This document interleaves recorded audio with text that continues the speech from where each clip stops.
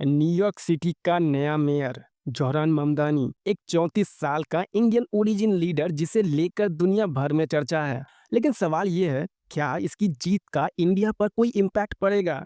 देखिए, जोहरान ममदानी एक Indian film maker Mira Nair के बेटे हैं, लेकिन उनका पॉलिटिकल बेस अमेरिका में बना। वो अपने लेफ्ट विंग सोशलिस्ट व्यू के लिए जाने जाते हैं, जैसे फ्री बस ट्रैवल, रेंट फ्रीज और टैक्स हाइक ऑन मिलीनियर्स। लेकिन उनका पास्ट कुछ कंट्रोवर्शियल स्टेटमेंट के लिए न्यूज में रहा, खासकर कश्मीर और फिलिस्तीन इशू पर, जहां उन्होंने ओपनली एंटी इंडिया स्टांस जैसी बातें कही है। लेकिन अब जब वो न्यूयॉर्क के मेयर बन गए हैं, तो सवाल उठता है, क्या उनका प्लेटफॉर्म अब ग्लोबल पॉलिटिक्स में इंडिया के खिलाफ नैरेटिव बांधने के लिए यूज हो सकता है? इंडिया के लिए इस न्यूज का डायरेक्ट पॉलिटिकल इम्पैक्ट शायद कम हो, लेकिन डिप्लोमेटिक नैरेटिव पर जरूर असर पड़ेगा, क्योंकि न्यूयॉर्क जैसे ग्लोबल सिटी का मेयर अगर इंडिया के खिलाफ बोलता है तो उसकी इको दुनिया के मीडिया में गूंजती है। लेकिन यहाँ एक पॉजिटिव साइड भी है। जोहरान ममदानी एक इंडियन ओरिजिन फेस है जो ग्लोबल स्टेज पर है। अगर उनका अप्रोच बैलेंस रहता है तो ये इंडिया के सॉफ्ट पावर को और स्ट्रॉन्ग कर सकता है। तो इम्पैक्ट दो तरह से हो सकता है।